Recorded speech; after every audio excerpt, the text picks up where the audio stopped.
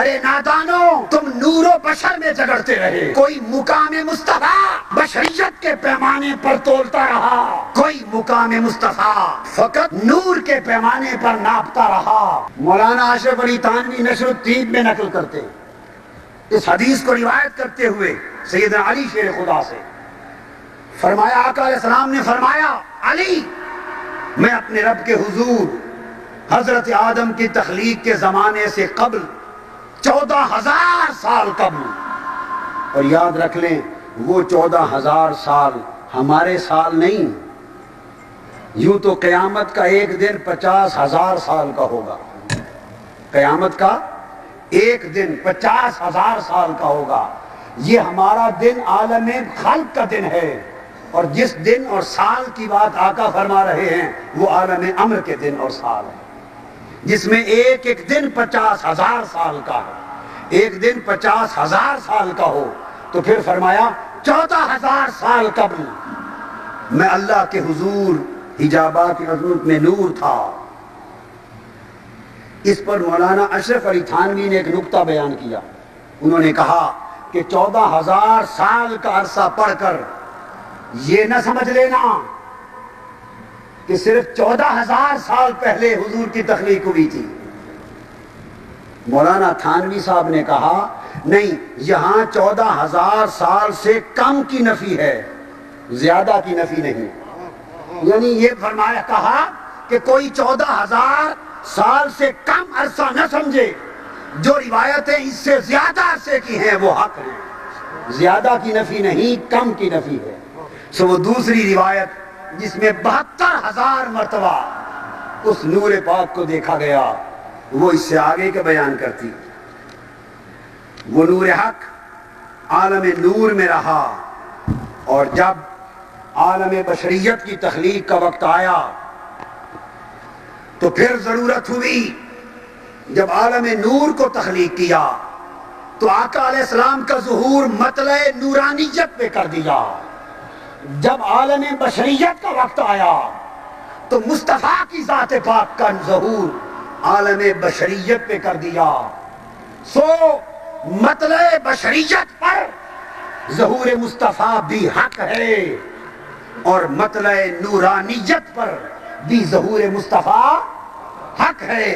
ارے نادانو تم نور و بشر میں جگڑتے رہے، ارے جنگ والو تم نور اور بشر میں جگڑتے رہے، کوئی مقام مصطفیٰ بشریت کے پیمانے پر تولتا رہا، کوئی مقام مصطفیٰ فقط نور کے پیمانے پر ناپتا رہا، اور تمہیں خبر نہ رہی کہ مقام مصطفیٰ کا نہ بشریت میں مقید ہے نہ نورانیت میں مقید ہے، بشریت بھی مصطفیٰ کی حق ہے اور نورانیت بھی مصطفیٰ کی حق ہے، مگر مقام نہ بشریت میں ہے فقط نہ نورانیت میں ہے فقط، بشریت شان مصطفیٰ کا ایک ظہور ہے، نورانیت بھی شان مصطفیٰ کا ایک ظہور ہے۔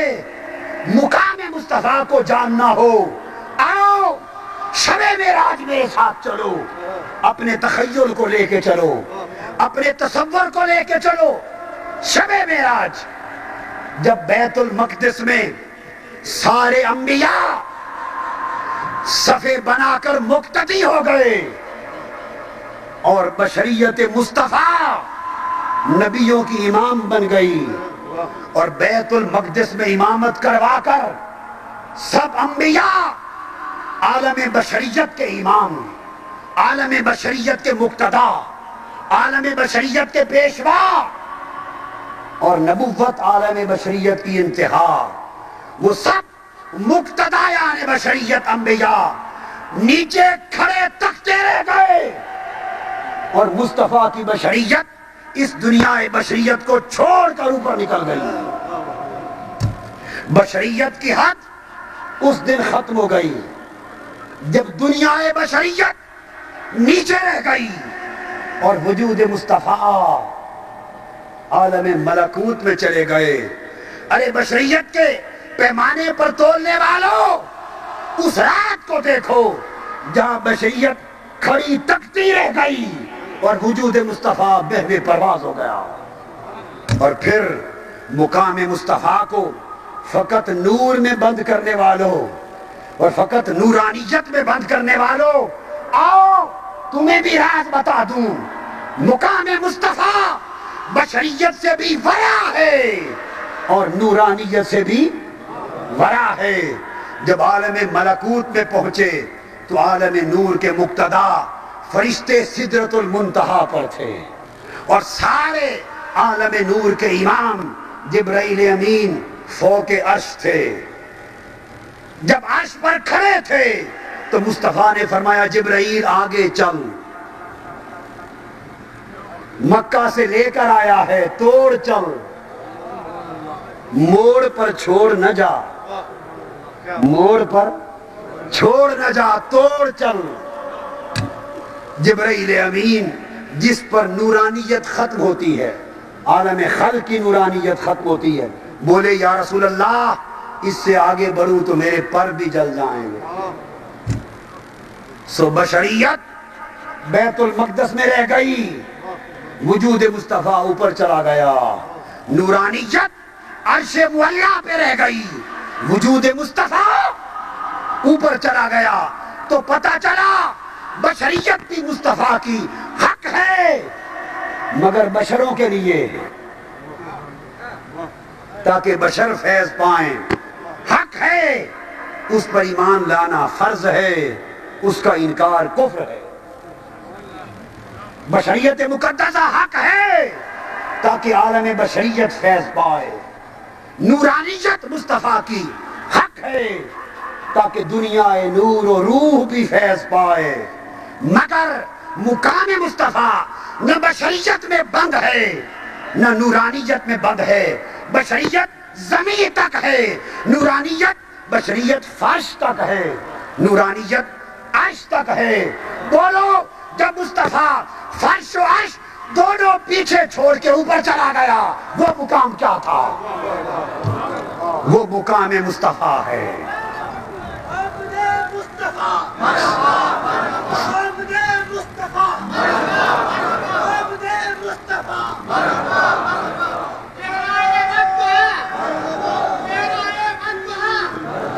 وہ مقام مصطفیٰ تھا،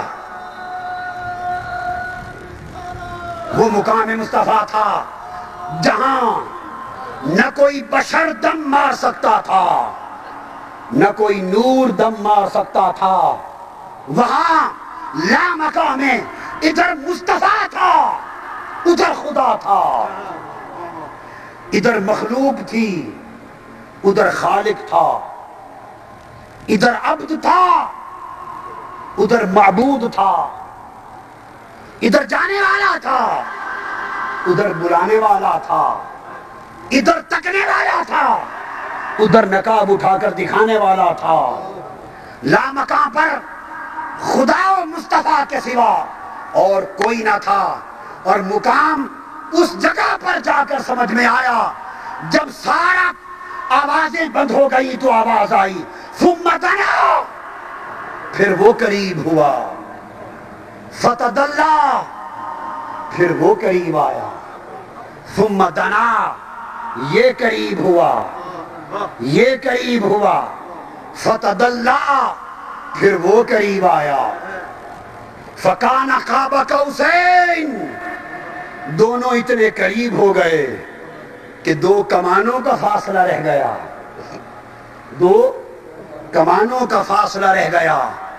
او ادنا، فکان قاب قوسین او ادنا، دو کمانوں کا فاصلہ رہ گیا۔ فاصلہ اس لیے بیان کیا کہ جنہیں بات فاصلے کے بغیر سمجھ نہیں آتی وہ فاصلہ سمجھ لے، اور جو فاصلے سے آگے سمجھنے والے ہیں وہ او ادنا سمجھ لے۔ جو فاصلوں میں گم ہونے والے ہیں، جو فاصلوں پر رک جانے والے ہیں وہ فاصلہ سمجھ لے، اور جو فاصلوں سے آگے سمجھنے والے ہیں وہ او ادنا سمجھ لیں۔ فرمایا دو کمانوں کا فاصلہ رہ گیا یا اس سے بھی کم، کتنا کم؟ فرمایا بس یہ نہیں بتانا. بولو کتنا کم؟ اللہ پاک نے فرمایا یہ نہیں بتانا. او ادنا، بس اس سے کم. اس سے سارے فاصلے مٹا دیے. رب کائنات نے سارے فاصلے مٹا دیے. سن لو، سارے فرق مٹا دیے، سارے فاصلے مٹا دیے. کوئی فاصلہ نہ رہا، کوئی فرق نہ رہا. ہاں ایک فاصلہ اور فرق رہ گیا، وہ یہ کہ وہ خدا تھا، یہ مصطفیٰ تھا. وہ خالق تھا، یہ مخلوق تھا. وہ معبود تھا، یہ عبد تھا. تو لوگوں، جس طرح خالق و مخلوق کا فاصلہ، خالق و مخلوق کا فاصلہ مٹانا کفر ہے، جس طرح خالق و مخلوق کا فرق، بولیے، خالق اور مخلوق کا فرق مٹانا کفر ہے. رب کائنات کی عزت کی قسم، ابدیت کے سوا اور کوئی فرق ڈالنا بھی کفر ہے.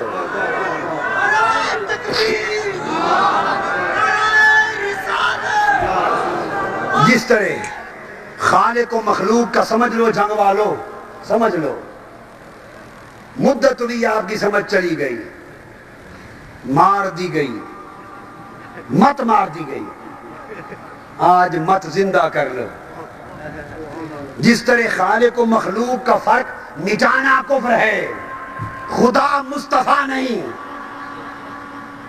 جو خدا کو مصطفیٰ سمجھے کافر ہے.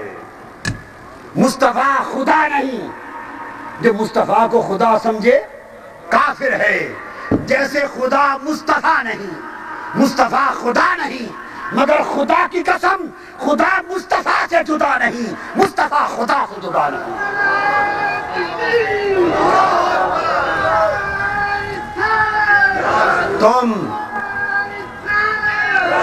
تم ذات خدا سے نہ جدا ہو نہ خدا ہو. تم ذات خدا سے نہ جدا ہو نہ خدا ہو. اللہ ہی کو معلوم ہے کیا جانیے کیا.